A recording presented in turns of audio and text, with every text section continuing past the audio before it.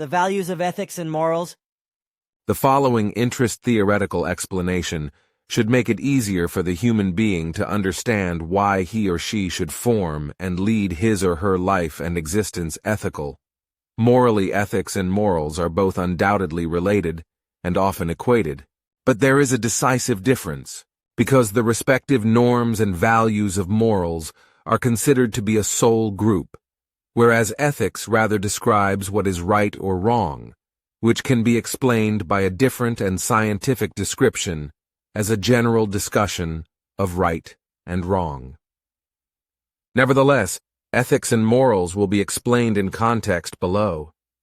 Everywhere there are opportunities to behave consciously according to ethics and morals, to behave politely, honestly, tolerantly, and considerately, thus in daily life, as well as throughout life in general. An ethical moral behavior in the naturally given form can be practiced in all situations of existence, thus in all private areas, in every society, at work, with friends and acquaintances, as well as in the family, with everyone's dealings, and also in road traffic, and so forth. Ethics and morals are also practical instructions for the life conduct, for conditions and rules that are of value in this respect, as well as for correct actions and doings, which human beings have to concern themselves with again and again. In particular, with that, always in the foreground are ethics and morals in their worthy traditional forms, which are listed as special values, namely the protection of life, free will, right action, and the maintenance of freedom. The values and rules that are generally accepted in the family, in a friendship, acquaintance, or society are thus referred to as ethical moral. When it is thereby said that a human being has acted or is acting ethically morally correct, then this means that he or she has made such an effort with his or her behavior, or is making such an effort as human beings have found or find to be right and good. In the process, the values and rules of ethics and morals are considered good and are generally recognized as valueful. With ethics and morals, there are also certain recommendations that prescribe a certain ethical moral action, such as it being explicitly recommended in writing or verbally, "You shall not kill," as well as the "You shall not steal," in which case, without these recommendations as laws, a living together in a society is not well possible. An unethical, immoral action is precisely wrong and bad when it is carried out even though it is contrary to duty, and is carried out due to carelessness, anger, or explicitly because there is a bad and revengeful or selfish motive behind it. The interhuman life is actually naturally regulated ethically morally and thus by the natural ethics and morals, in which case these also have a regulating function, and indeed in connection with all the entire values through legitimation, which are not naturally given to human beings, but must be consciously learned separately by them. Ethics and morals provide a fundamental normative framework for the behavior and activities of human beings towards their fellow human beings, in the family, friendships, acquaintances, and within society. With regard to the human species, ethics and morals are primarily concerned with the naturally given basic principle of behavior towards one's fellow human beings, but also, which is not usually said by the science of psychology, because it apparently does not even know this, towards planet Earth, towards nature and its fauna and flora. However, the ethical moral values also refer to questions of sexuality, just as they are not and never limited to very many other things, but are extremely important, such as with regard to logic, the intellect, rationality, and responsibility. These have always applied in particular and in every case, and must apply for all future. The thoughts and feelings alone, which can lead, for example, from an ethical moral gratification to an indignation, pity, or guilt up to strange emotions, are to be divided into values which the human being normally never becomes conscious of.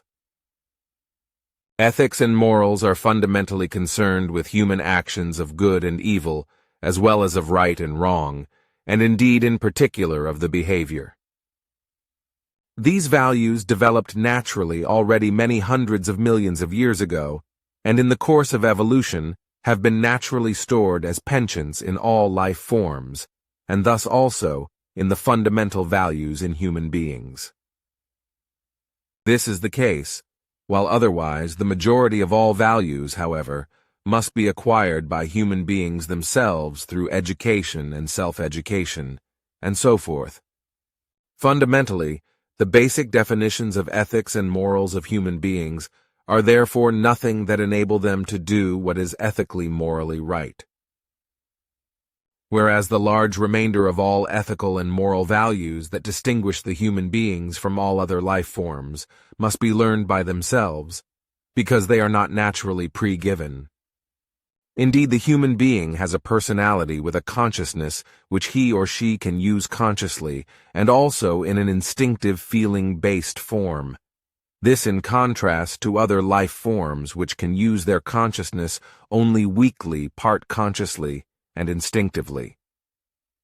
And if human beings learn the many other values of ethics and morals, then they raise themselves to being human in the real and true sense, and thus also to leading a social living together in their own wise, which is free of hatred, frowns upon any revenge and retaliation, calumny and dishonesty of any kind, as they also do not carry out Gewalt 1, do not commit murder and manslaughter, and thus also do not know any enmity, and do not wage any wars.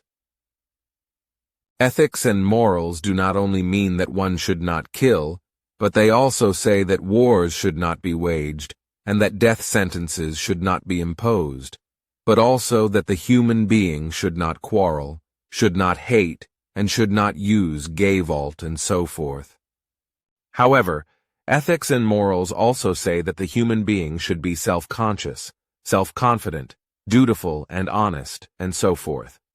It is claimed that ethical moral views regarding drugs and sex, and so forth, are hereditary by about 50%, while the remaining 50% of the deviation is explained by the unique social environment.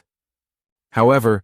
it cannot be seen like this in accordance with natural ethics and morals, which are in fact, in a nature-based form, completely directed towards ensuring the living together of each species and kind, depending on their own kind. This naturalness of the ethical moral values, however, comprises only the smallest part, because the great entirety of ethics and morals is to be worked out by human beings themselves. However, with regard to all values of the entire ethics and morals, these are to be determined individually by each personality, whether they are worked out or not. Explicitly, with regard to views and assumptions, these are indeed neither for anything, nor are they directly or indirectly hereditary, because these values must rightly be learned consciously and willingly, and also be implemented. Children already unconsciously learn the naturally given part of ethics and morals when they are still very small, because, as a rule, they are already indoctrinated with it after birth, namely without this being perceived by the parents, and thus not realized. The whole thing happens in such a wise that the newborns are quite naturally looked after and cared for by the natural ethical moral coddling of the mother and the father. This is just as the first living creatures did hundreds of millions of years ago as a natural form, thus enabling the living together of the families and the herds of the life forms, and as it happens unconsciously today through the human being. A part of the human beings, however, as a result of their personalities and the might of their consciousnesses used by them, is able to take ethical moral decisions with conscious thoughts and feelings arising therefrom. This happens while the much larger part of the human beings, without being conscious of it, cultivates pseudo-thoughts and has fallen prey to a belief delusion addiction. Consequently, they are living in belief and frown upon reality and its truth, and punish it with their belief. A sign that the belief, be it religious or worldly, is deeply embedded in the character of human beings, and that they are not capable of perceiving reality as it really is. These human beings have a false, fine spiritual perception out of their belief. Consequently, they also cannot distinguish reality and its truth, as well as the unreal and the untrue as right or wrong. The inevitable consequence of this is that, as a result of their belief delusion addiction, they deem it to be right, however, reality to be wrong, and vehemently defend their belief. They are therefore neither capable of recognizing the negative nor the positive, nor do they know or understand that the true, the good, and the right does not come and grow by itself, but that it must first be planted and fostered before it can be harvested and directed towards the right lines of logic and intellect. Therefore, human beings who have fallen prey to a belief delusion addiction must first find a seed that germinates in them, grows forth, and allows them to take right, ethical, moral decisions that are far from belief, however, truthfully and worthy. Human beings who are effectively self-thinking and therefore not believers, whose duty it is to create their own thoughts and to direct right and valueful feelings. Consequently, they therewith also build up a healthy and positive psyche condition, are truly ones who lead their lives in a worthy wise and are able to master their existence at any time. The whole of this is a sign that ethics and morals are deeply embedded in their brains. Consequently, the fine, spiritual perception of right or wrong is always present in them, and they are always able to rightly recognize and to perceive, comprehend, and logically follow reality and thus realness and its truth. Therefore, they always take the right decisions and are able to act rightly. The creation energy, together with the personality and the consciousness, is the most important factor in that the creationally given energy and power gives life to the human being, namely in such a wise that it animates the personality and thus also the consciousness. It is also through this energy and power that human beings are able to create thoughts and feelings by means of their consciousnesses, through which they can not only one. There is no English word that conveys the true meaning of the German word Gewalt. Gewalt is the brutal execution of elemental might and force, but it is far above all might and all force. Gewalt exists in different and relative forms, one example being a gewalttätige Gesinnung, expression from the character, personality, thoughts, feelings and emotions that shows the inclination to act with Gewalt. When human beings possess or carry out acts of Gewalt, and it is not based in logic, then this usually involves violence, brutality, degradation, and is terribly destructive. Meyer, B.I. 2010, The Goblet of Truth, page 13, footnote, mold, form, and use their daily lives, but also learn and acquire knowledge, through which they in turn evolve, that is to say, develop and become more knowing, more understanding, more knowledgeable, more capable and more lettered, and so forth. This creates an ongoing evaluative impression and an understanding of reality and its truth, which fundamentally uplifts the consciousness, its thoughts and the feelings, as well as forms the state of the psyche to a high value, and therethrough creates morals of ethical norms, and thus of fundamentals of moral values that regulate general interhuman behavior, which is normally recognized and accepted as binding by many human beings, as well as being perceived, in a fine spiritual wise, as the individual's moral fine spiritual perception. Fundamentally, it is to be understood that all activity of the consciousness is always a product of the creation energy, and offers the human being the possibility to keep life functioning and to evolve knowingly through its energy and power. Everything conceivably possible in both positive and negative form of the thoughts and feelings is based solely on the fact that the creation energy alone offers everything in terms of energy and power, that human beings are able to also bring about feeling impulsations by means of thinking. However, how they form their thoughts and feelings in a positive or negative wise, and whether they are connected to reality and its truth, or to unreality and thus to untruth, is something they decide for themselves. If they decide to think realistically by themselves, and to bring forth and logically follow real positive feelings from this, then they are human beings who see reality as it actually is. Consequently, they continuously strive to assess, decide, and act according to reality and its truth. If, however, human beings are undecisive, careless,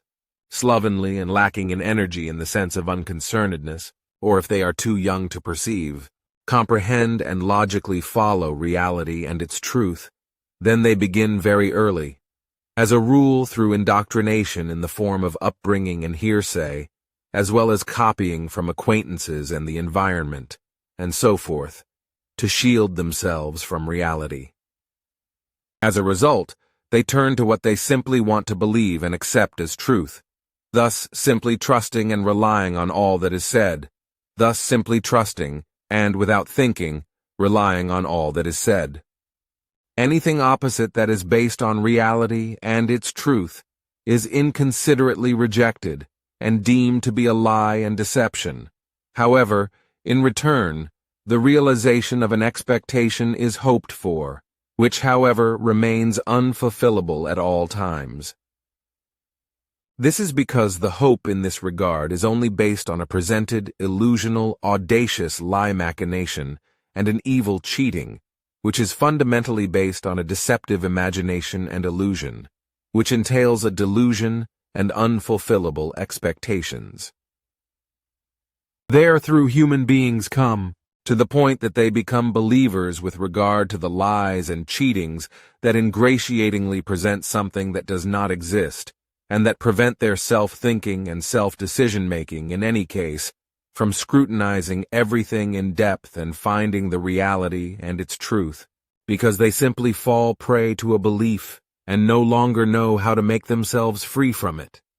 This happens equally with every religious belief that is indoctrinatingly hammered into the majority of children from their earliest youth, often from birth, and thus the human being growing up is propelled into a belief-based dependence and into a corresponding religious belief-based behavior. In the case of religion, it can be any one of them, because for the belief itself it makes no difference, because each one gets very badly out of the control of the good human nature in a very short time to become a tremendous addiction, which young human beings are not able to control, and with which they then grow up and go through their lives. Every religious belief leads to a dependence, almost a pathological craving, with almost no hope of rescue, as a result of which human beings befallen by it feel a strong desire to embed their addictive beliefs and their addictive behavior ever more deeply in themselves, wherethrough they, in this respect, lose control over their independent thinking to such an extent that they believe in any situation that the God in whom they believe will surely direct everything in accordance with the rightness. This negative consequence of their belief addiction does not let them forego it anymore. Consequently, there are never any withdrawal symptoms, just as no doubts or considerations regarding the addictions occur when they are confronted with it. However, if this does happen, then withdrawal symptoms immediately appear, which, as a rule, lead to the immediate breaking off of acquaintances and friendships and so forth with those human beings who dared to questioningly or explanatorily raise their voices with regard to the belief addiction. This, as a rule, is the reason why duties are simply neglected by the believers, and, as already mentioned, acquaintances, friendships, or close relationships are simply brought to an end without a whimper. The pathological craving for a religious or worldly belief, as a rule, develops sneakily in the growing-up human being, therefore not in the same form as in a grown-up human being who, through some experience and so forth, acquires a delusional belief in God from one moment to the next, or in some other wise in a short time. In a child, Belief occurs sneakily through several stages in continuous motion that result from the development of increasing age, in which case the addictive substance of belief is used more and more to avoid problems,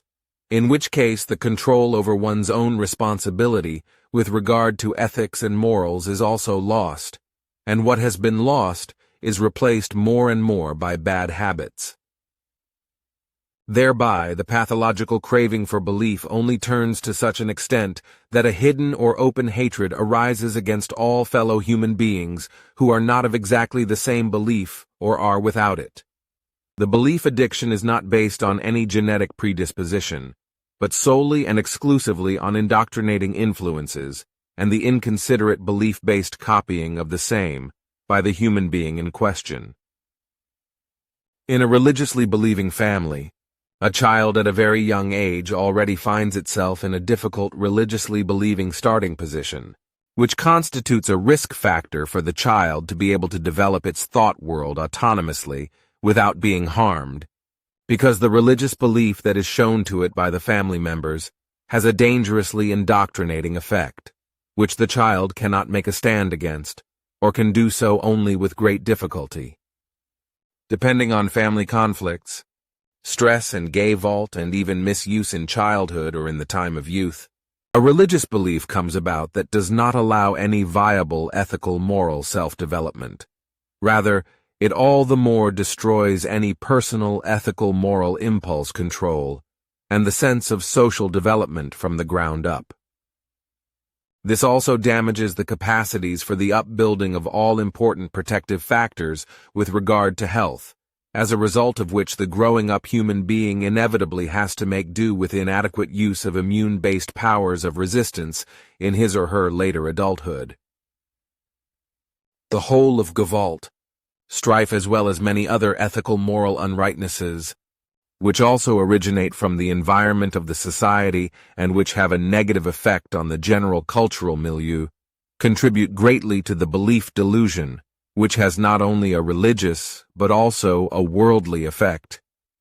The socially inadequate norms of ethics and morals, which as such are obviously unknown to the science of psychology in their entire scope,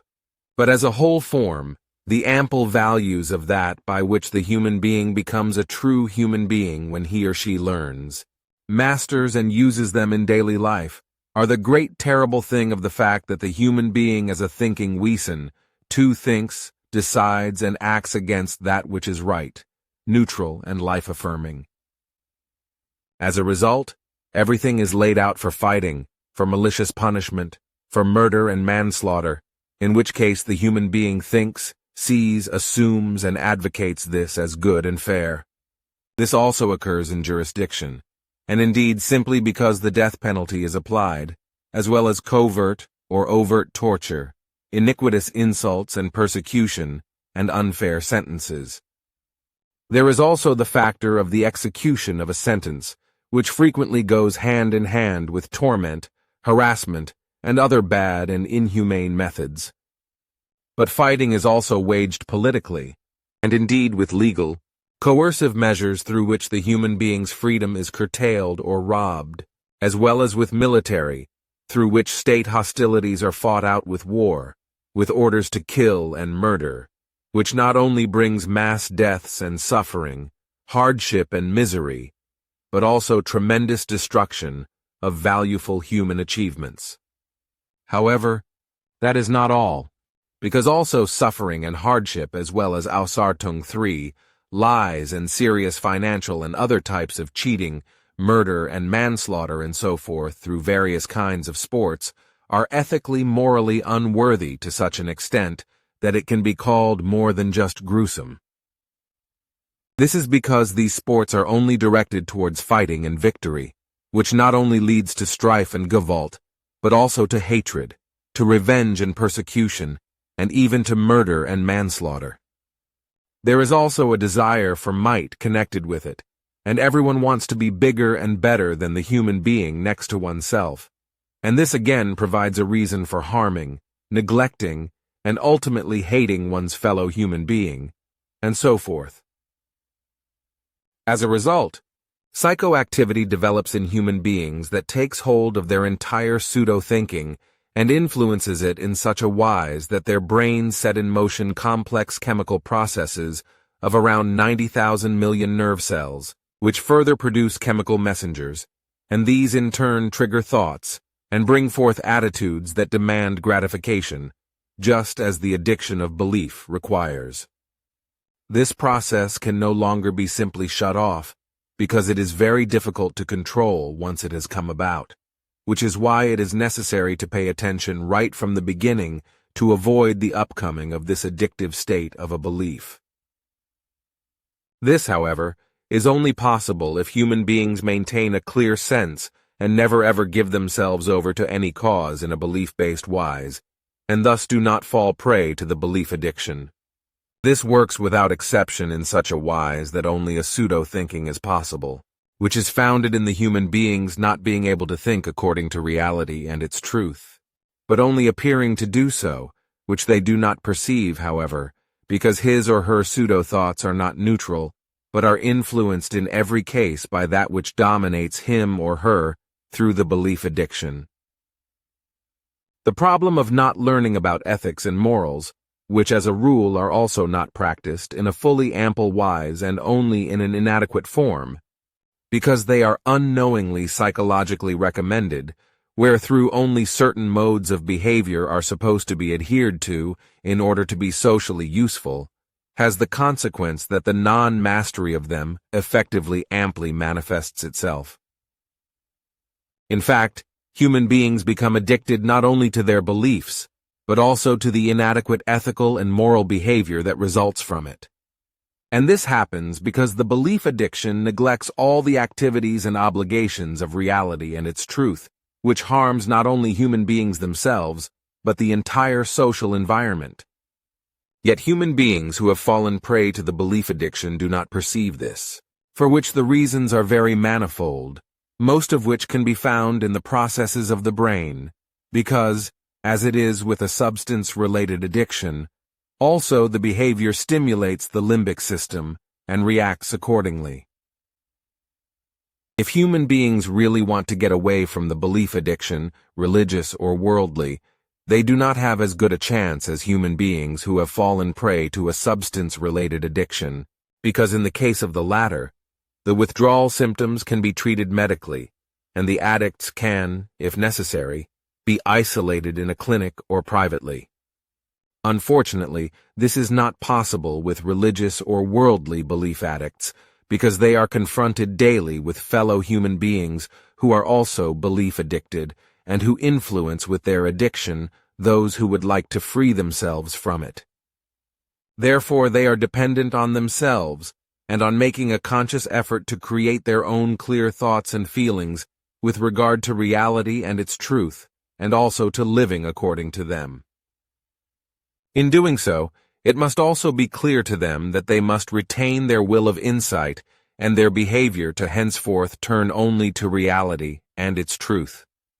At the same time, it is wrong, and therefore not right, wanting to keep secret the fact of freeing oneself, because it is to be known that now the thoughts and feelings and the perception of the effective reality are in the foreground and become visible as well as audible. This may now and then also prevent attempts by third parties to achieve the maintenance of the belief, delusion addiction, by means of wanting to convince. However, it is also necessary not to allow oneself to become glum, anxious and stirred up mentally and in a feeling-based form. Rather, it requires constant control of one's self-imposed obligation to fight the belief addiction and to discard it. Therefore, it is not a matter of leading a double life, but of living openly and honestly with reality and its truth as it actually is. If this is considered thoroughly, then there will be no weakness or inability to live without the belief delusion addiction, just as there will be no ignorance towards the belief delusion addicted ones, so that they will be treated normally in defiance of their belief delusion, and indeed without being harassed about their pathological craving, and so forth. Personally, however, All the necessary defense mechanisms and safeguards against the belief delusion addiction are to be observed, which means that the realness of reality and its truth should never be lost sight of, and thus the thoughts and feelings should remain healthy and directed towards reality, just as the psyche condition has to be continuously stable. Although the belief delusion addiction is very arduous to resolve, it does not correspond to a diagnosis of an absolute life sentence, because if human beings gain ethical moral knowledge through learning, then the sense for logic, intellect, rationality, and responsibility also arises. Therethrough it results that reality is recognized and no dear God, no angels or saints, good spirits and so forth, guide life and all situations. Rather human beings on their own do, through their conscious thoughts, feelings, rational decisions, and correct actions. At the same time, however, the certainty should always remain present that no belief, delusion addiction regulates anything in life, but rather human beings alone determine their correct decisions and their responsible actions in every wise through their correct thoughts and worthy feelings. This basis of behavior is built up as naturally as ethics and morals, which of course already arose hundreds of millions of years ago in the first living creatures, and ensured that they were able to come together and even form families and herds and handle conflicts. The times since then have flown into the past, and through evolution human beings have come into being, capable of conscious thought, of creating feelings, of logic, of intellect, and of rationality. However, instead of turning to natural ethics and morals from the basis and consciously learning them in all their values, they acted contrary and moved away more and more from the natural, and thus from the majority of all values of ethics and morals. Through this they became selfish, wrong-thinking, and stored in the depths of their characters all the negativity and evil that erupts at every suitable and unsuitable opportunity and leads to murder and manslaughter, and since time immemorial even to war and destruction. Then religious belief was added, which developed into delusion and ultimately into addiction, so that the majority of Earth humanity today has fallen prey to the belief delusion addiction, and has become incapable of consciously nurturing thoughts, and bringing forth feelings autonomously, of taking right decisions and acting without belief delusion, addictive factors being in play. The foundation for this is already laid in early childhood, for at this time the foundation of belief and thus the precursor of the belief delusion addiction is already built up, which makes human beings incapable of consciously learning all the many values of natural ethics and morals, which in any case are only mentioned in a few values by psychological science, which, however, would be altogether necessary in their entirety for human beings to really become true human beings, which they would naturally have to be from the basis. The ample natural values of ethics and morals, which human beings of Earth, however, neglect and are therefore confronted with constant unfortunate challenges in life, do not develop autonomously. Rather, they have to be learned consciously and willingly.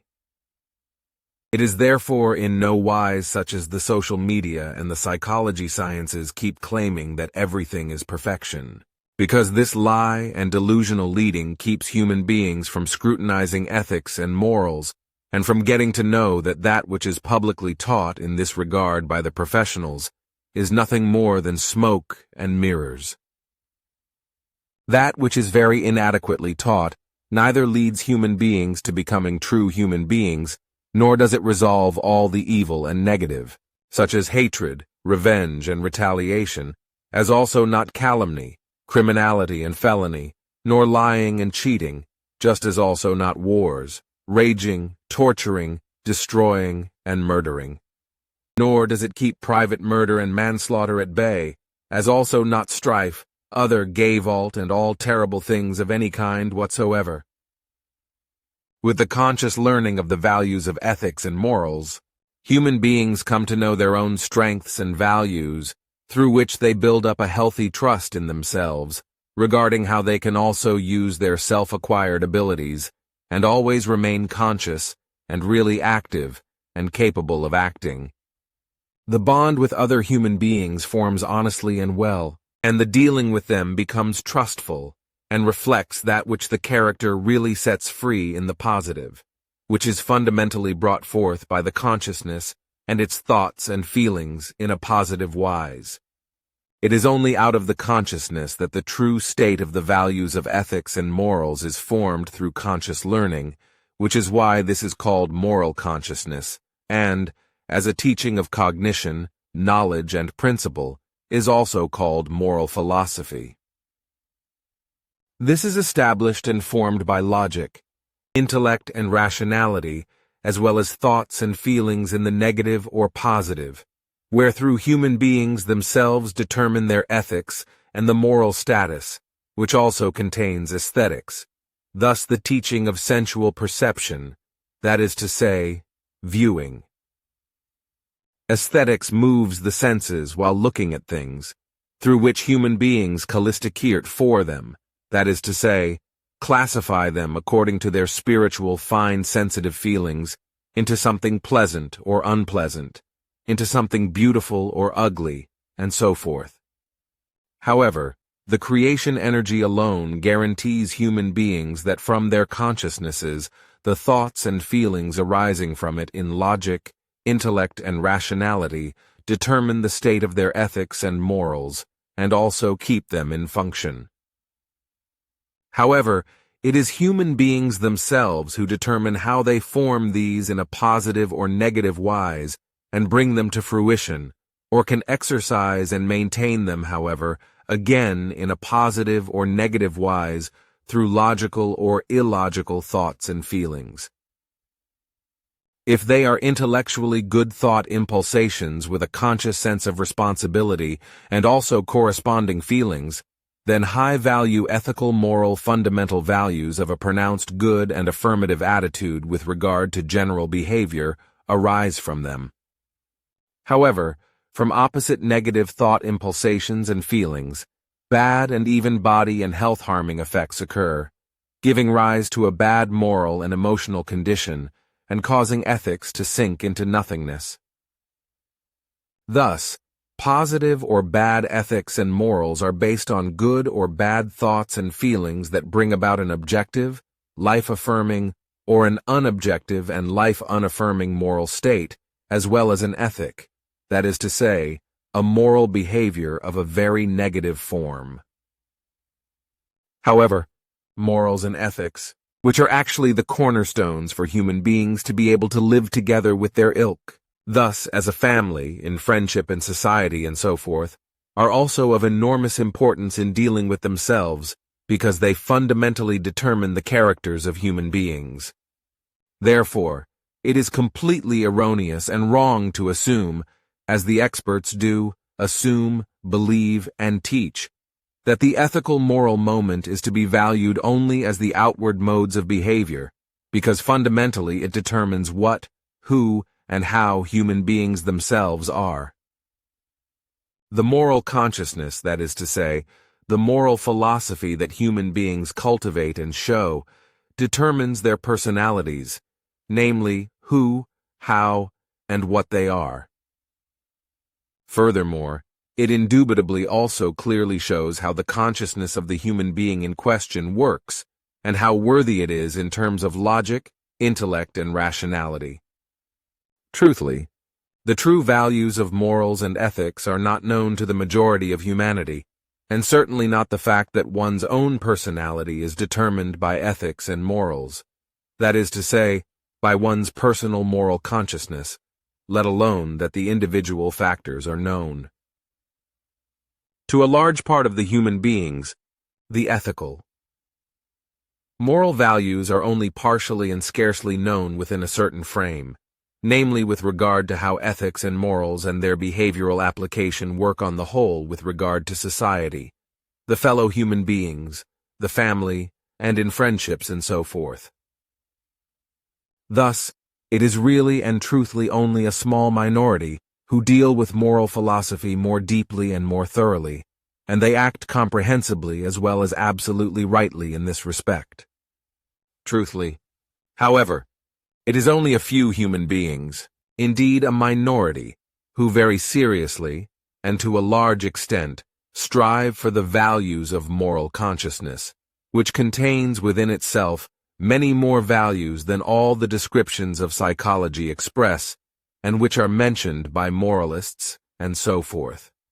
Ethics and morals together form the moral philosophy, which shows human decisions and actions in the good and bad, that is to say, in the right and wrong of the life conduct, and thus also of the attitude of character, as well as the general behavior and explicitly the dealing with oneself and one's own personality, in which case the multiple positive values and negative unvalues show effect. Ethics and morals should be a fulfillment duty for every personality of humanity, in which case the life and behavior of the individual should therethrough be valuefully determined, and indeed in forms of daily, caring self-cognition and professional free decision-making, action and care of the correct human behavior with regard to all dimensions.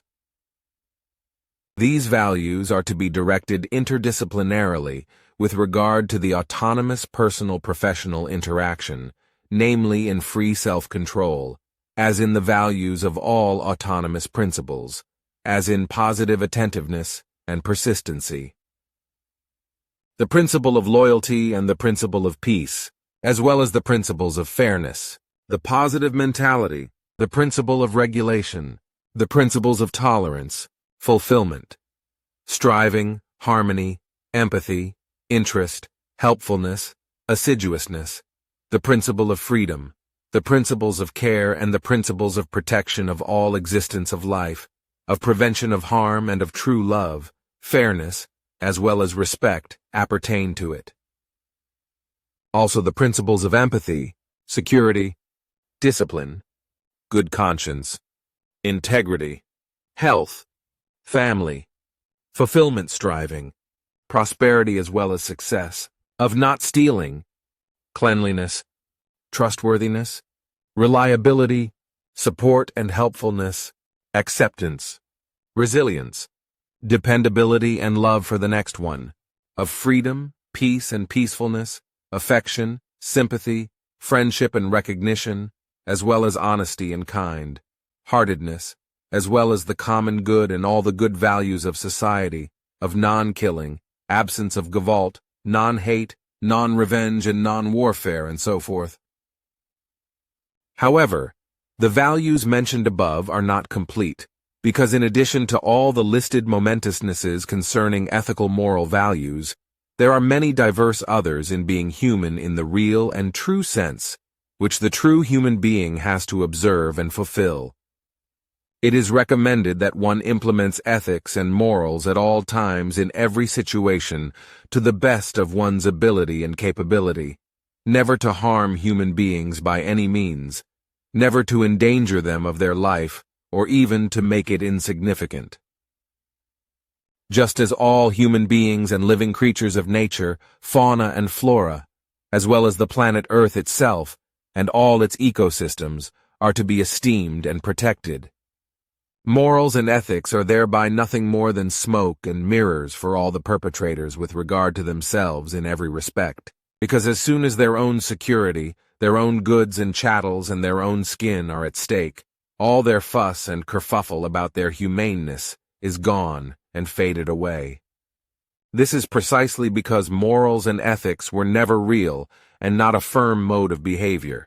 but only pseudo-mentally, a fixed imagination that existed as an idea and fantasy.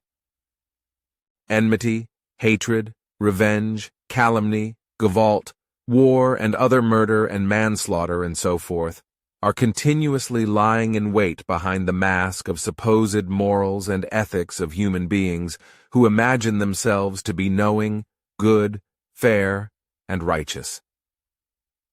In truth, however,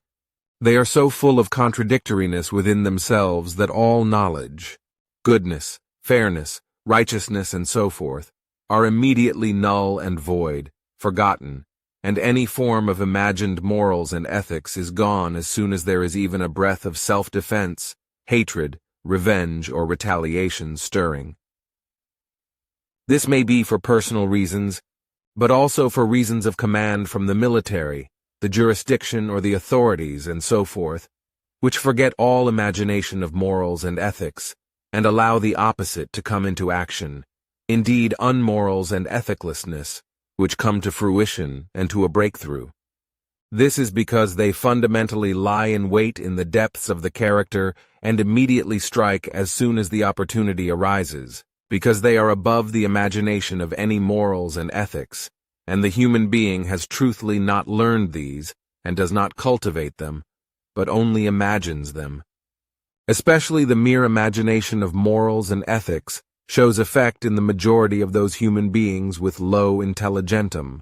who are God delusion believing or who otherwise cultivate religious ambitions and therefore, as a result of their belief, have a religious-based pathological craving for revenge. Many of them even advocate the death penalty and do not hesitate, as has been the case since time immemorial, to act as hooting gawpers at public executions against human beings who have often been tortured beforehand.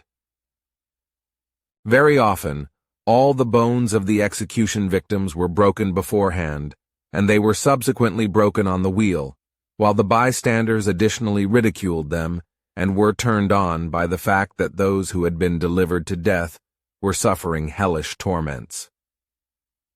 The rule was, and this is still the case today where public executions take place, such as through stoning, beheading, strangling, drowning, or shooting, and so forth,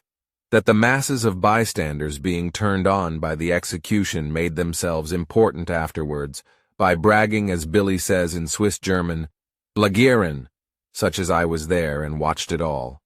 and so forth. Blagieren in Swiss German has nothing to do with late Latin plagiarism, which means abduction of human beings and so forth, but it is simply a word for overly boastful playing up, showing off, claiming, making oneself or a cause more important than one it really is, and so forth. In fact, since time immemorial, the public torture and execution of a human being, in the times of old often also animals, such as pigs, dogs, cats, cows and horses, sheep, goats and chickens, and so forth,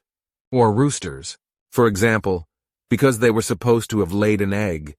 is nothing other than a gratification, satisfaction, contentedness, and, for some, even a comfortable feeling of the fulfillment of the imaginations that are very badly out of the control of the good human nature. For the masses of those who are of low intelligentum and simple-minded, it was a popular spectacle, but it is still quite usual today in countries that practice public executions, where it can be said with certainty that the jurisdictions and the judges who impose a death penalty on a human being, as well as the executors of the death penalty, and the bystanders who are being turned on, have no morals or ethics to call their own. Their fuss and kerfuffle of morals and ethics that they simulate is just as hypocritical and just as truly only a deception as it is in the case of the zealous bystanders at executions and the actively murdering military and so forth, and those who murder in marriage and family, supposed friendship, out of avariciousness, greed for money, hatred, revenge and retaliation, and so forth. But now the question arises as to what morals and ethics actually mean in their inherent value, what their meaning and purpose is. Basically, the human beings live without thinking deeply about these values. Consequently, they do not understand that morals and ethics are only applied by them imaginatively, because truly and correctly seen, they only apparently really apply these values and live according to them. In reality and its truth, they live in the moral and ethical values only because it is quite usual to integrate and be peaceful in the family, in the circle of friends, in the community, or in connection with an organization, or in society and so forth, which, however, quickly turns into the opposite when the wind changes and everything does not go according to the imaginations. Very quickly agitation comes up, then strife, hatred, revenge, and retaliation, as well as calumny, all of which is contrary to morals and ethics, the terms of which are perhaps known to some human beings, but which have neither really been worked out for their own personalities,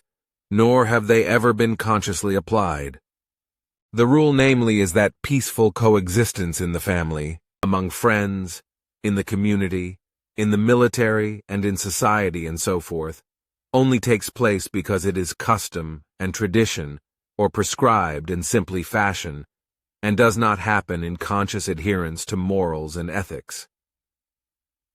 Therefore, morality and ethics are not consciously learned and applied, but only something sanctimonious that the human beings imagine they will do when asked, or when it is demanded of them. In truth, however, they have never consciously learned it, and also have not taken it on from anyone that they would be conscious of it. Truly, there are only a few human beings, that is to say, a minority of humans who, in their commitment to life, consciously devote themselves to morals and ethics and allow them to flow willingly, recognizably, correctly, and naturally into their entire existence. When acting in any form, the human beings think neither of morals nor of ethics, but only act, and indeed do so completely unthinkingly, and as if automatically, even to the point of killing and murdering the next one, if they themselves feel beset or endangered, or give in uncontrollably to their emotional flushes. For no reason whatsoever, they suddenly regard the next one simply as an enemy and antagonist, just as practically all soldiers in the military do, when in war or otherwise, they murder one or many fellow human beings on orders or in self-defense. What morals and ethics are, however, is only known to the human beings by hearsay, in which case the meaning of these values is unknown to them, or is not so familiar to them that they would really be ingrained in them. Therefore, it is necessary that morals and ethics are not only brought up, but are also explained to a large extent. This is because these high values are not only vital for living together with the human beings in general, but also make them personally to that which they really are meant to be, namely, true human beings. However, this is not taught in any moral ethics explanation, because the values of morality and ethics are knowingly referred to by the experts only as foundations for good social interaction and for a cultivated, respectful and considerate coexistence. But it is generally unknown that the ethical moral values fundamentally form the personality of the human beings and allow them to act over their thoughts, decisions, and feelings by means of their consciousnesses. Only through this does the correct state of morality and ethics come into being and enables the human beings to truly form, develop, live, and behave as such, according to ethics and morality. And as true human beings and free from profound and evil negative character traits, they will not willingly allow themselves to be dominated by such. Only then, when human beings devote themselves consciously concentrated to comprehending, learning, and permanently applying ethics and morals, will they be able, in the first place, to treat themselves and their fellow human beings, and furthermore all living creatures, as well as the planet, nature, and the entire fauna and flora, in a right and honorable form. Thus, morals and ethics are not only important and of very great significance in enabling human beings to live together, but, which is extremely rare, if it is even mentioned and explained at all, they affect human beings personally and set them apart as such, if they really cultivate the high values of ethics and morals. This is because they form them, make them conscientious and honest, and also make them true and self-thinking human beings who, true to reality and its truth alone, perceive everything and cultivate their thoughts accordingly, make the right decisions and act accordingly, and consequently also protect everything worth living for.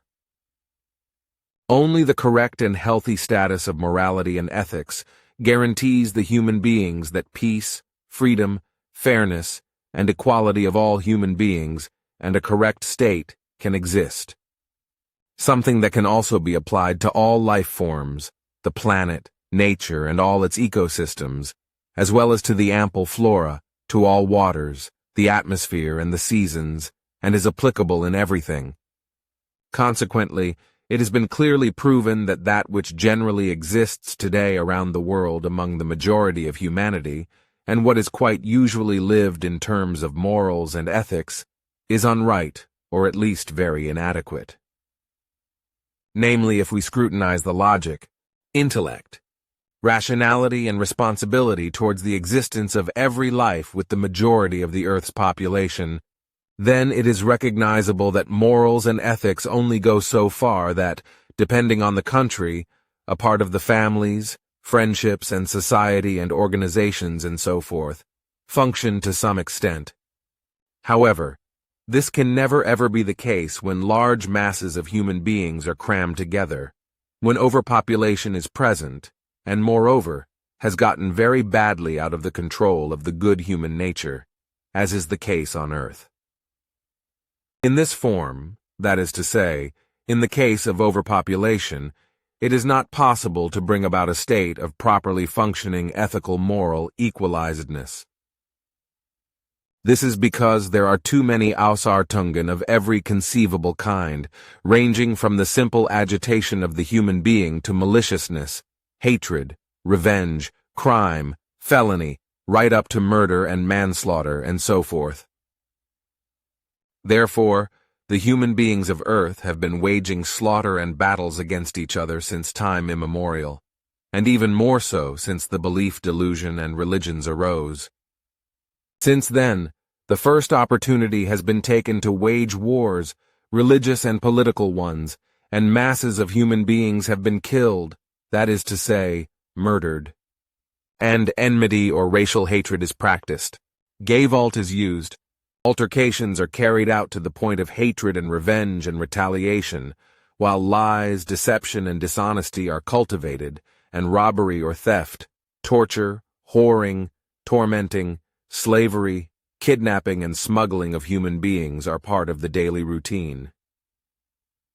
Many indulge in egoism, that is to say selfishness, in megalomania, pathological craving for renown or calumny, but just as many fall prey to manifold slander and blind rage and so forth. Ethics and morals are truthfully nowhere to be found in all activity, because they correspond truthfully only to empty, hollow words, because they are not consciously learned, but are only apt in thoughtlessness and completely without seriousness. Uncontrolledly, superficially as well as imaginatively, the human beings use a pseudo-morality and pseudo-ethics, namely because they themselves have not learned the correct and valueful morality, but only use pseudo-morality imitatively, according to what they see and register in their fellow human beings. This somehow makes it clear to them that they can deal well with their fellow human beings if they use a form of behavior that receives positive recognition. Thus, they get into the habit of adapting their forms of dealing with fellow human beings to such an extent that they cause as little offense as possible, while they do not, however, make any effort to learn ethics and morals consciously and thoroughly, and everything lies completely fallow in this respect. Contrary to this positive behavior towards fellow human beings, which they practically copy and use pseudo-morally and pseudo-ethically to deal with fellow human beings in order to be good children to them, this has nothing to do with the fact that they would now consciously, honestly, and truly learn ethics and morals. As a result of the fact that they do not truthfully do this, they absorb everything negative into themselves and store it in the depths of their characters in order to release it outwardly when the opportunity arises. This then happens in the evil, wrong, and harmful things, up to using gavalt, and indeed up to strife and hatred, racial hatred and calumny, revenge or retaliation, belief delusion, and up to murder and manslaughter, as well as religious war and political war, and all evil in general. a thought, a feeling, a decision as well as an action are quite wrong and bad, as well as not ethical moral if they are carried out on the one hand,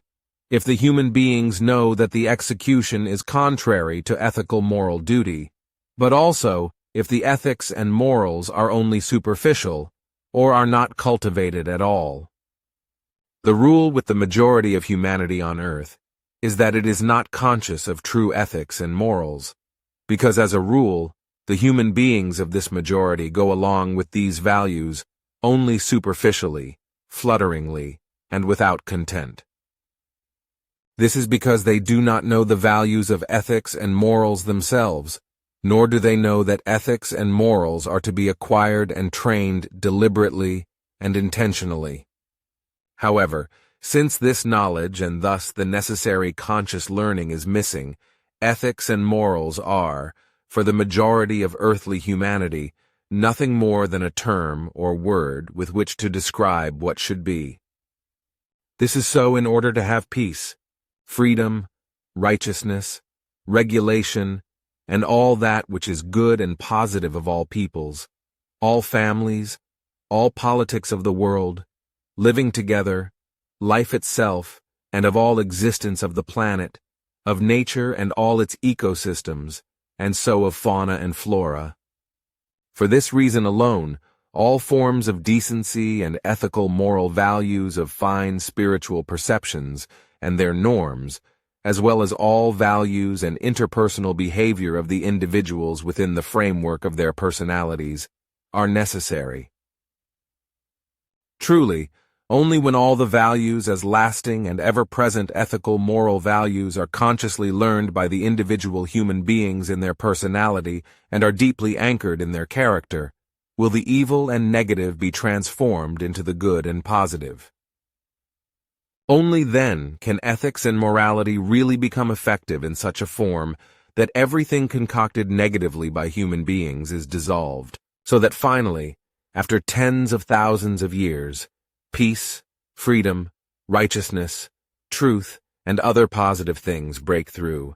and the reality of life prevails.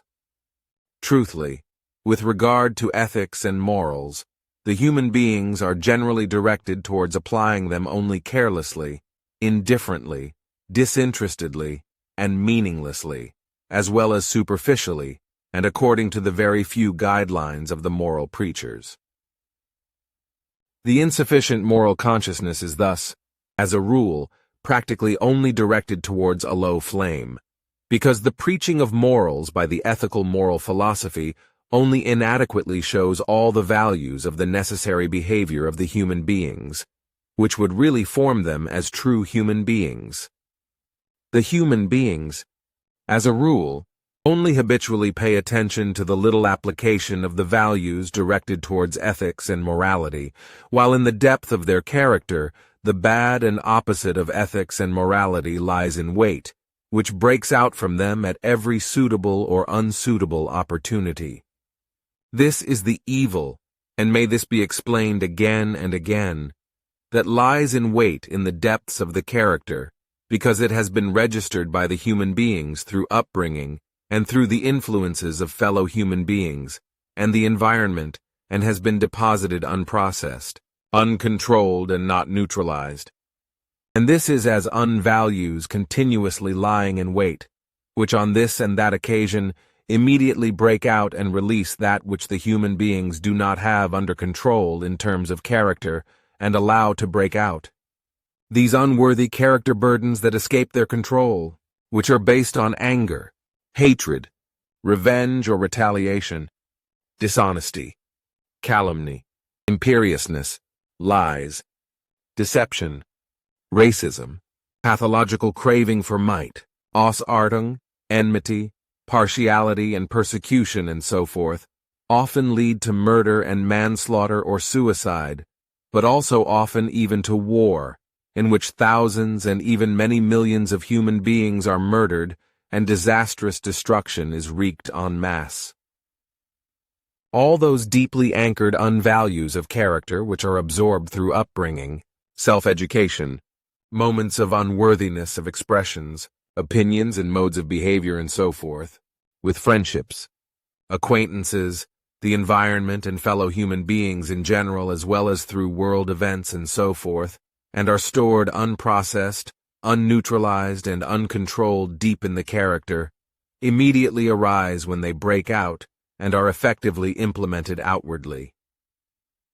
This is because, as mentioned, they have remained unnoticed and unworked, and have not been processed and neutralized.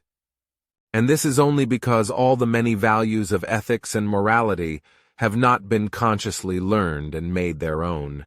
and consequently, they are not thought about, and everything is allowed to happen just as it happens. The human beings, therefore, do not make any effort to find out whether the habits of their actions of practicing ethics and morals are right, because ethics and morals are very much more than the false, and in every case absolutely misunderstandable preaching, which corresponds to a mockery of completeness, by moral apostles trying to give enough consideration to them. In fact, the professionals of psychology do not recognize and teach the human duty of the correct application of ethics and morals in the framework of that which the ethical moral really holds in its values, which is why everything is carried out in such a windy teaching manner, wherethrough no true teaching takes place. Rather, the psychology guard teaches ethically, morally badly and entirely, without understanding due to a bad and self-benefiting motivation. As far as the term morality is concerned, it is borrowed from the Latin word mores, Latin for custom, usage. Accordingly, morality means that the human beings should adhere to customs and traditions and thus integrate to the moral behavior and consequently not behave immorally. Thus, therefore, behave in a form that is required by the defined norms and rules of decency and behavior, and consequently, of the corresponding behavior of one human being to another. If, however, the human beings do not learn this rightly, so that they are not able to assess a situation morally rightly, then, as a rule, rifts, strife, hatred, Gewalt, revenge or retaliation, slander, dishonesty, murder and manslaughter, suicide, lies, deception, and so forth, calumny against oneself and against fellow human beings and so forth, and even political enmity and thus war, military murder and the destruction of all kinds of human achievements will arise between the human beings. If human beings act immorally because they give free rein to their deep negative character traits, then they become angry and simply hit out when something goes against the grain. Or they commit senseless gavolt against themselves, rage thoughtlessly and senselessly against fellow human beings. However, it is also the case that they develop hatred, feelings of guilt or depression, or simply withdraw, just as they, on the other hand, often commit acts of gavolt because they cannot solve ethical moral conflicts and simply go crazy, namely because they have never consciously learned the very extensive values of ethics and morals. As a rule, however, this leads sooner or later to negative and quite evil Ausartung of the character, and to uncontrollable behavioral Ausartung, which very often ends in suicide, or, as another evil consequence, in murder and manslaughter. However, this would never happen if the human beings would consciously learn ethics and morality in all their values, and indeed in their comprehensiveness, namely, as they actually occur in nature, and make the human beings true human beings. If they consciously and comprehensively learn all the high values of ethics and morality, hold them within themselves for the whole time of their lives, and apply them. If the human beings are truly consciously educated in ethics and morals, then they will never sell their own grandmother. Consequently, they will never enter into enmities, and never advocate or wage death penalties and wars, for which they will never provide any help or take part in such. On the contrary, however, if they do so, then it means that they have not learned ethics and morals consciously, and are thus ethically and morally completely immoral, depraved and morally dissolute, as well as licentious, racist, lying as well as cheating. In every form they are depraved, slovenly and heinous, filthy and licentious, hateful, revengeful, self-centered, self-opinionated, negative thinking, imperious, and arrogant. Their thinking is only pseudo-thinking, and creates in them evil and bad feelings that are very badly out of the control of the good human nature. They are grubby in their behavior, and make bad impressions. Therefore, it is also the case that the majority of earthly humanity cannot function as a peaceful society, because the lack of ethics and morals among the majority of human beings of Earth is not only catastrophic, but so unworthy and insignificant that even children, even at the youngest age, tend to murder and manslaughter and even consciencelessly and wildly entice their ilk to murder, be it out of hatred, wantonness, fun, or for other, and in any case always depraved reasons that can never ever be justified ethically, morally, or otherwise. As the first important pillar for ethical moral development, a caring as well as very heedful and close bond, as well as the ethical moral behavior of the parents towards the child, is necessary and imperative, namely from the earliest youth at birth. This not only teaches and promotes the child's willingness to cooperate, rather the whole thing also has a very great influence on the necessary bond regarding the child and the parents, which fundamentally leads to the growing child feeling safe, protected, and loved. This forms the actual root of the becoming of the ethics and morals of the new human being, in which case this is therefore already at the beginning of life, and the becoming and understanding of ethics and morals not only begins, as psychology falsely claims, when logic, intellect, and rationality only begin in later years, whereby this is erroneously assumed to be only at the age of 8 to 11. As a result of the togetherness,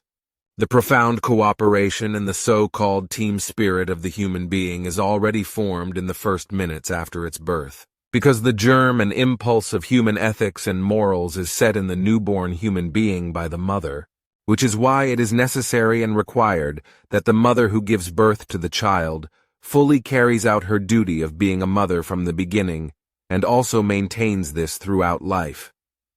Ethics and morality are a thing that did not just begin, as experts in psychology falsely claim, about 400,000 years ago when human beings began to hunt and gather food together. Rather, it was already so at the beginning of the emergence of the first life forms. Even as the earliest precursors of the UR5 human beings, the first life forms hundreds of millions of years ago had the natural compulsion to protectively shelter their offspring. This consisted of the offspring being guarded and protected by their parents in such a form that they felt protected, in which case the whole thing was connected with a form of right behavior, namely in each case according to the kind, which means that rules were learned and followed by each offspring, which made possible not only a protected life and togetherness with the parents, but also with their ilk, thus in the company of the herd. Clothed in words of today's German language, this was nothing other than a very early form of ethics and morality, which emerged from completely natural impulsations and modes of behaviors of early life forms, and enabled a good living together. Now, when after many millions of years the human beings came, and in the course of time became conscious of themselves and of thinking, they discarded everything that the life forms had already developed many millions of years ago as a result of natural guidelines, precisely what we call ethics and morals today. Values that alone bring about a peaceful life for the individual, in families and friendships, among acquaintances and in society, but which, in terms of learning and application, truthfully correspond to nothing more than a psychological speech-making, which on the whole effectively corresponds to nothing other than a farce and a mockery beyond compare. This is because the values of ethics and morality are not taught in their entirety, because they are obviously not known to the science of psychology either. Consequently, Psychology is not informed about which important values are effectively contained in ethics and morality. The values, however, if they were consciously and seriously learned and applied by the human beings, would result in them living and existing in accordance with reality and its truth, due to their serious and ample honest efforts of correct thinking and the worthy feelings generated from it. They would effectively make such a conscious effort to conduct their entire modes of behavior and actions in peace, freedom, and general connectedness with all human beings, with nature and its ecosystems, the planet, and with all fauna and flora. They would abstain from all acts of gavolt, all political and other possible warfare, and truly live a free and satisfied life without religious or worldly belief delusion. Hatred and revenge, and also racial hatred, suicide and private, political, military or otherwise organized murder and manslaughter, torture and acts of gavolt of all kinds, as well as all kinds of destruction and so forth, would be foreign to them. This is because the entire scope of all values of ethics and morality are formed in such a wise that these, if they are consciously learned and formed as character values, fundamentally already in the first beginnings dissolve and eliminate that which is wrong, unworthy of life. All acts of gavolt and everything that disturbs the peace is hostile to freedom and destroys life before these things are even able to develop. Ethics and morality are not only behavioral principles, just as they do not only regulate the behavior of individuals in a society, just as they do not only lay down the guidelines for right behavior and point out the wrong one, just as they do not only point out the values and principles of social norms to which the human being as a member of society should adhere, because truthfully, they are very much more. Unfortunately, this is completely misunderstood and mistaught by the science of psychology, because ethics and morals are fundamentally those important factors and values which, on the one hand, specifically distinguish the type of the character of the human being. Furthermore, also how being human in the real and true sense is openly expressed. But on the contrary, through the absence of the values of ethics and morality, shows that the human beings do not conform in character and behavior to the norms of decency, of being human in the real and true sense, of natural guidelines and social regulation, correct state, of peace and freedom, and so forth. In dealing with fellow human beings, the binding standard of ethical moral conduct is given and limited to good behavior, good actions, a clean and comprehensible language, and good manners, which are regarded as accepting and worthy rules and recommendations. The human beings must always orient themselves according to these ethical moral modes of behavior patterns, where through their attitudes are then exactly considered morally good, especially when the human beings behaving in this wise fulfill their normative obligations out of their motives or their mentality. Therewith, however, the sense and purpose of true ethics and morals is not fulfilled, because these are only the tiniest part of the whole, and say next to nothing regarding the true character of the human beings and their character forms. This is the case with regard to behavior, action, and activity, when the very negative characteristics that are stored deep in the character and break through to the outside are released and bring terribleness, or simply negative things into effect. Ethics and morals together form the moral philosophy, which not only shows human behavior with regard to all the private, family, friendship, acquaintance, as well as social rules of conduct, because truthfully, they are very, very much more.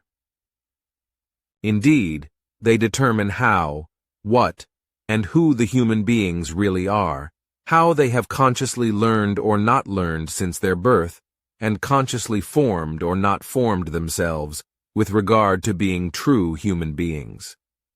The ethics and morals learned and made effective by the human beings, if these were really learned consciously, cause them to cultivate their thoughts and feelings autonomously and of their own accord,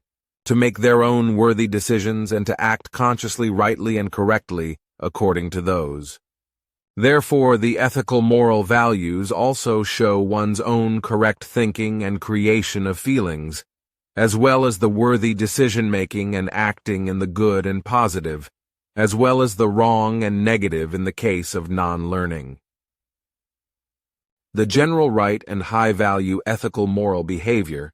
as well as explicitly dealing with oneself and one's own personality, proves the rightness of being human in the real and true sense, in which case through these multiple values show effect.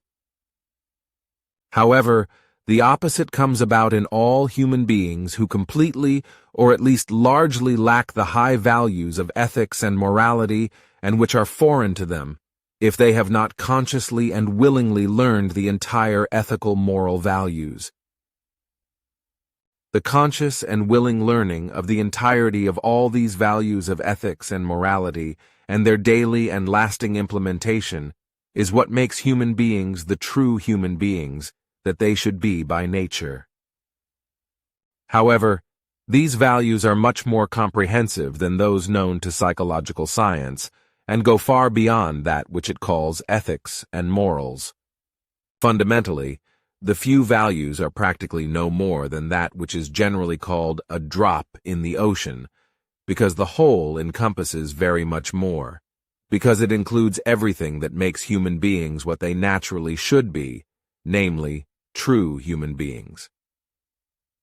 To become this, however, requires consciously learning what ethics and morality include and logically following it in daily life. It also means that everything negative, wrong and unright and so forth, must be strictly dissolved and neutralized, so that it cannot become deeply fixed in the character as an evil and bad characteristic, and break out at every suitable or unsuitable opportunity. This is especially the case through some kind of agitation, and so forth, where through the unprocessed and unneutralized unvalues, which have been deposited deep in the character, break through to the outside and cause terribleness.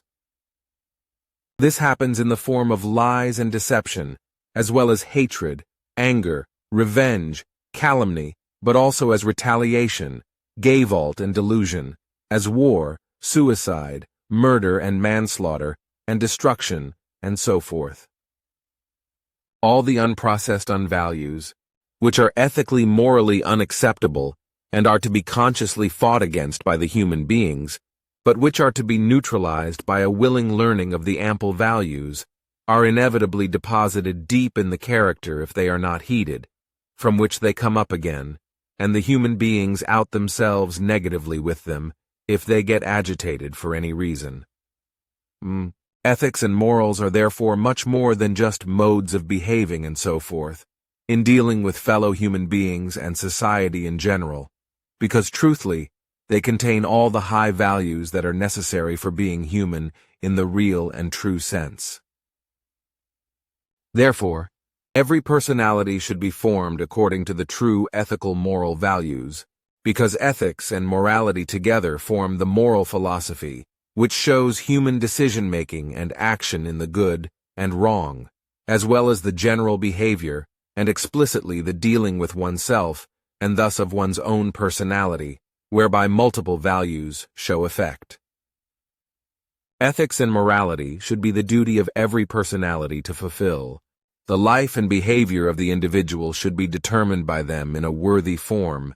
namely in forms of daily, caring self-recognition and the professional free decision-making, acting and caring for correct human behavior with regard to all dimensions. These values are truly interdisciplinary with regard to autonomous personal professional interaction, namely in free self-control, as in all values of all autonomous principles, as in positive perseverance and heedfulness.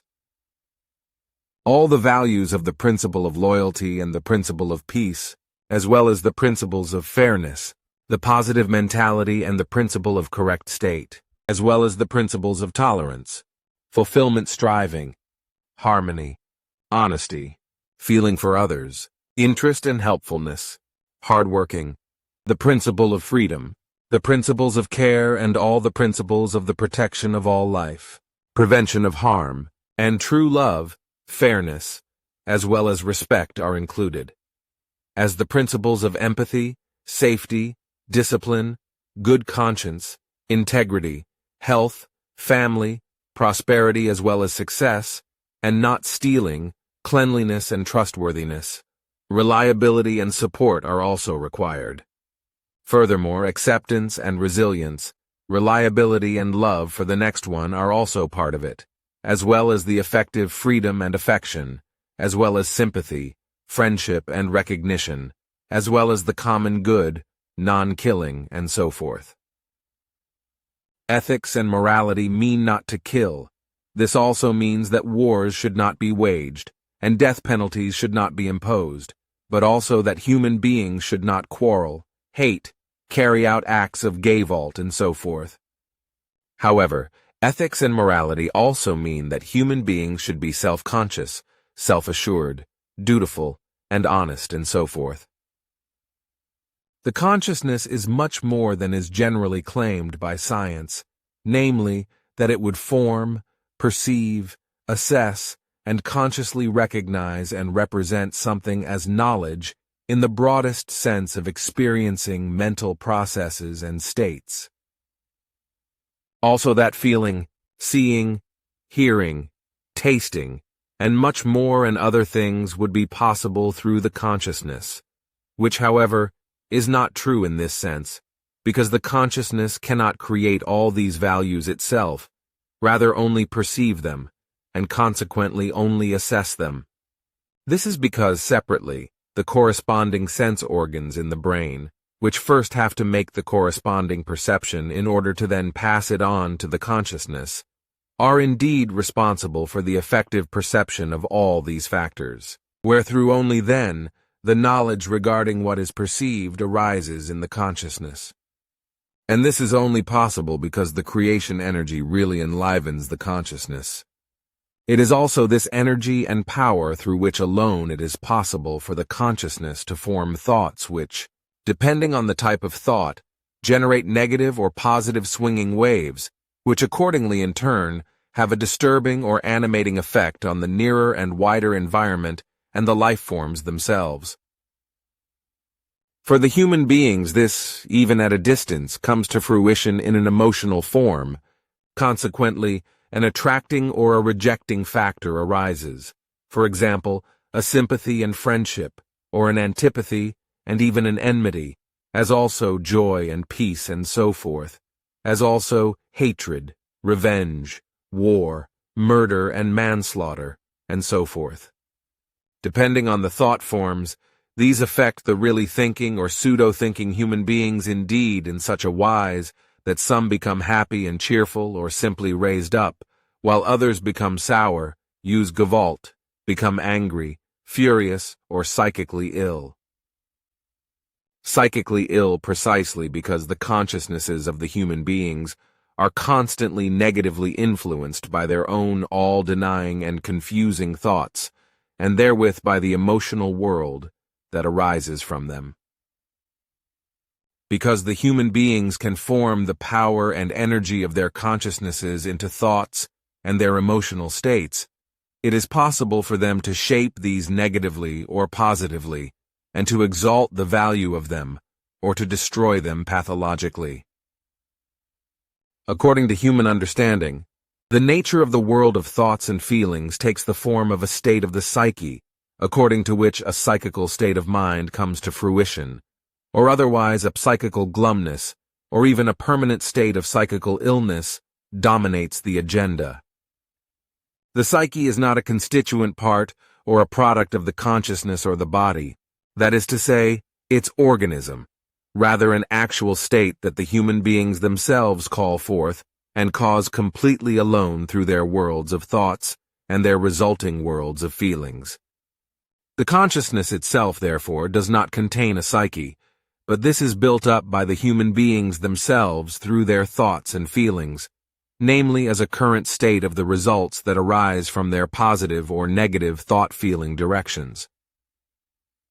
If therefore psychological science declares that the psyche is the actual totality of the human being's condition of his or her feeling and fine spiritual perception and his or her thinking note, unfortunately, however, in the majority of earthlings there is only pseudo-thinking that makes them sick and of low intelligentum, then this must be agreed to and recognized as right. On the contrary, however, it is completely wrong that the psyche is the spiritual totality of all personality characteristics of the respective human being, whereby the psychology scientists, in their religiousness, naturally do not speak of creation energy, rather of spiritual. However, it is again true that the psyche or psychical health is to be called mental health. Just as today's biopsychosocial knowledge makes psychical health dependent on the fact that a complex system of biological, psychological, and social factors is required for the psychical health to really take hold. This psychosocial health is to be defined as a state of well-being through which human beings can truly use their capabilities. Human beings can overcome the appearing normal burdens of life in a normal form and also work on them productively. And additionally, they are also able to do something good for themselves, their families, friends, and the community, if their psychosocial health is really in a correct state. Of course, this depends on many different factors, and especially on the fact that with regard to one's own person, everything in terms of thoughts and feelings is healthy and in a correct state, and can withstand all demands and be of good use. The psyche is therefore not a component of the consciousness or of the human beings at all, rather a current state of their thought-feeling world, which is expressed in a negative or positive wise. This, however, is a delicate and even taboo subject, especially nowadays, because the human beings of Earth are weakening increasingly and more extreme because they have been and are being guided more and more by technology and are losing themselves in it, as a result of which they are paying less and less attention to themselves and their selves, and are simply moving in the trend of progress. Consequently, they are only being ruled over by higher authorities and the banks and so forth, and they are getting lost in themselves, without realizing this due to their low intelligentum, that is to say, their non-thinking. Thus there are more and more inhibition levels for them, more and more psychical, that is to say, mental emotional complaints and injuries, for which, however, there is no help, which is why more and more human beings end up in suicide, and indeed have done so for many years, and often for no apparent reason. In addition, over their entire lifespan, they develop due to the influence of the environment surrounding them, and all the events that affect them. Consequently, they can change in the course of life and develop different mentality. However, normally certain characteristics can be assigned to each personality, in which case these characteristics are largely stable, for example, the modes of behavior and the temperament. However, attitudes can change greatly, especially through the influence of a religious belief, but also through other and absolutely only worldly influences. With regard to psychical health and staying healthy, thought-feeling impulsations play the absolutely most decisive and important, as well as preventive role. As individual persons, however, the human beings can only have a limited influence on whether they remain psychologically healthy or not, because in order to be able to build up the state of the psyche at all, and also to put it into the right form, the dealing with fellow human beings is required. However, it is always the human being's own fault if they develop psychical problems. However, social, cultural, economic, as well as environmental factors, and the fellow human beings associated with them, also play an important role. However, the personal circumstances of life and the state of the psyche are always determined alone and by oneself, because there is no genetic predisposition, as psychological science claims. Just as there is no psyche that is consciousness-based or otherwise innate to the human beings, for truly, this is only a state that is created by the human beings themselves, namely by means of their thoughts and their feelings, through which the states come about that are simply called psyche. The consciousness is the creation energy enlivened factor that does not directly knowingly ascertain the real knowledge of the human being through that which is seen, lived, experienced, heard and learnt, and conveys to him or her the reality and its truth of the perceptions. This happens, and it should be explained clearly once again, because first the corresponding senses have to make their perception, and then pass it on to the consciousness. The sense organs are not equivalent to the consciousness. Rather, they refer to certain different areas of the brain that perceive impressions and stimuli and so forth in relation to the human being's own body, but also from the direct, near, and more distant environment. These senses encompass far more than science claims, which lists only 5 senses of the human being, although there are many more than just hearing, smelling, touching, seeing, and tasting. Thus, the sense of speech, the sense of logic, the sense of intellect, the sense of rationality, the sense of perception, the sense of personality, and the sense of movement must also be mentioned, as well as the very important sense of reality, the sense of truth, and many other senses that absolutely exist and are of importance to the human beings. Especially the science of psychology up to psychoanalysis and psychotherapy falls far behind due to the not knowing of this fact, which very often and more leads to suicide, that is to say, self-killing in psychically damaged persons. Sim Yasay Silver Star Center, June 4th, 2023. Billy, 1. There is no English word that conveys the true meaning of the German word Gewalt. Gewalt is the brutal execution of elemental might and force, but it is far above all might and all force. Gewalt exists in different and relative forms, one example being gewalttätige Gesinnung, expression from the character, personality, thoughts, feelings, and emotions that shows the inclination to act with Gewalt. When human beings possess or carry out acts of Gewalt, and it is not based in logic, then this usually involves violence, brutality, degradation, and is terribly destructive.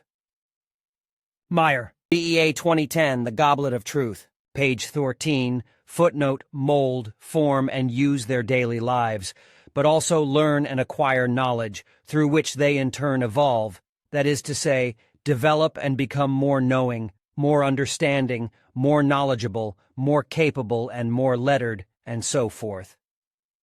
This creates an ongoing evolutive impression and an understanding of reality and its truth, which fundamentally uplifts the consciousness, its thoughts and the feelings, as well as forms the state of the psyche to a high value and therethrough creates morals of ethical norms and thus of fundamentals of moral values that regulate general interhuman behavior, which is normally recognized and accepted as binding by many human beings, as well as being perceived, in a fine spiritual wise, as the individual's moral fine spiritual perception.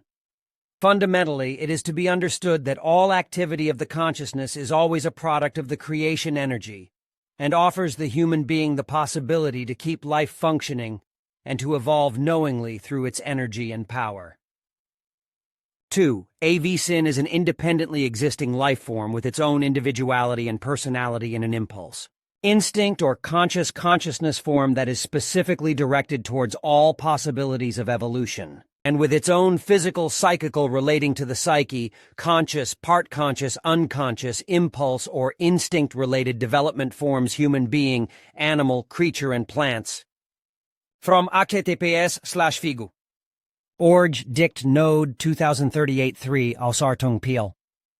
Ausartungen =, a very badly getting out of control of the good human nature. For Bernadette Brand, the term Kallistikiert comes from the Greek. The root is Callisto. Kallistikiert used to be used educationally, but has since been completely forgotten and can therefore no longer be found in a dictionary. 5.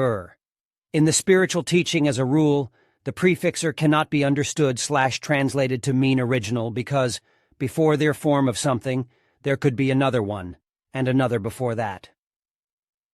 Also cannot be understood translated to mean primal or first, because primal or first has to be understood to be the form existing in the current time. For example, the father comes first, then the grandfather Großvater, then the great-grandfather Urgroßvater, the great-great-grandfather Urgroßvater, and so on.